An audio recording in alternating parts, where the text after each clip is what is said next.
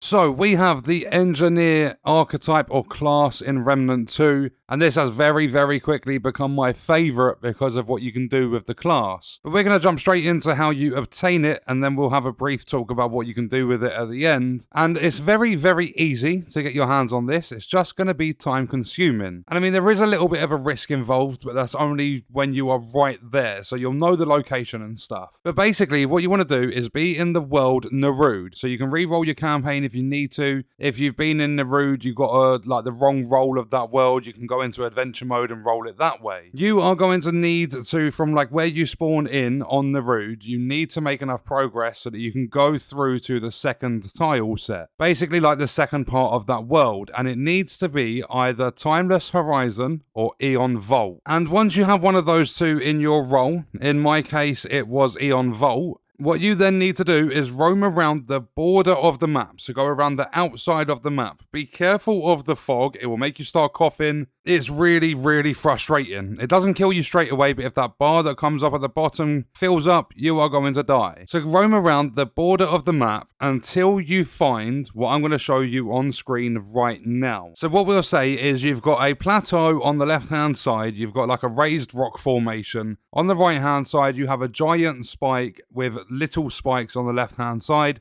and it looks as though it creates a natural passage in between them. When you have found that, if you then run straight into the fog, so you're going to start coughing, as soon as your coughing has ended, just keep running in the same direction, just keep going straight forward, and you're going to see this like gap that you have to jump over. Once you jump over there, you are going to find the Technician armor set or the Engineer's armor set, and then if you go to the left-hand side of where you found that body and got the armor set from, you drop down like onto the lower platform, the lower section, and you are going to grab something called the Alien Device. Then you can just let yourself die, respawn at the checkpoint or whatever, but that is your Engineer Archetype. So make your way to Ward 13 after that. Go to the dock section, go upstairs, visit Wallace, and use your scrap and everything to actually like basically hand the Alien Device in, get Wallace to do what Wallace does, and turn it into it's Drazir something, but basically turn it into the Archetype. Then what you can do is you can go into your inventory, like your character screen. You can change your archetype. You can dual wield in this game. You can run 2 archetypes. And what I eventually ended up doing, because I've got my gunslinger level 10 and I kind of want to level up the other archetypes as well, is I've taken gunslinger off. I've got engineer as my main, so I get the prime perk from the engineer, and then my secondary at the moment is the summoner. And this Engineer Archetype is fantastic. It's so much fun to run around with this. It's the best archetype I've found in the game so far.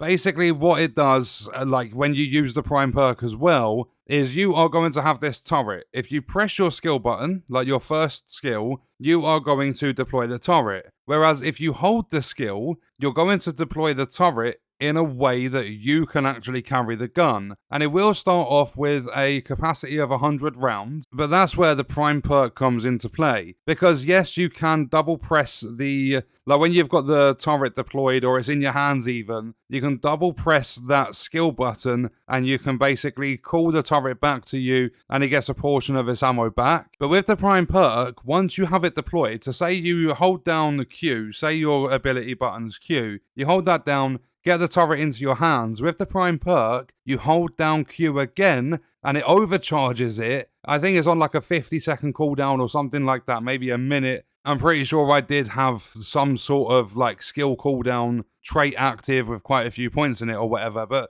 like basically you hold down the skill button once it's deployed. It can be done whether you've deployed the turret or you're holding it in your hands, and you're going to hold down the button again. You're going to overcharge this turret. It gets infinite ammo, it gets an increased fire rate, and it lasts for 15 seconds. It's so fast, so powerful when you do this. It is an incredible archetype to run. I've had a lot of fun with it, but as well as that, the archetype trait that's going to be really, really helpful improves your armor effectiveness. So your armor becomes more effective when you are using it, and it starts at 5%. I believe it goes up to 50 or something like that. But the archetype trait is one that's going to be helpful as well. So the engineer as a whole is a really, really fun archetype. And that is exactly how you get it in Remnant 2. And on that note, we are going to leave the video there. If you enjoyed it, leaving a like is appreciated. If you wish to support me further as a creator, there are links in the description. Let me know your thoughts about the video in the comments. And if you want to watch more, you can click the video on screen. All support on the channel is greatly appreciated, and I hope you enjoyed it. Thank you for watching.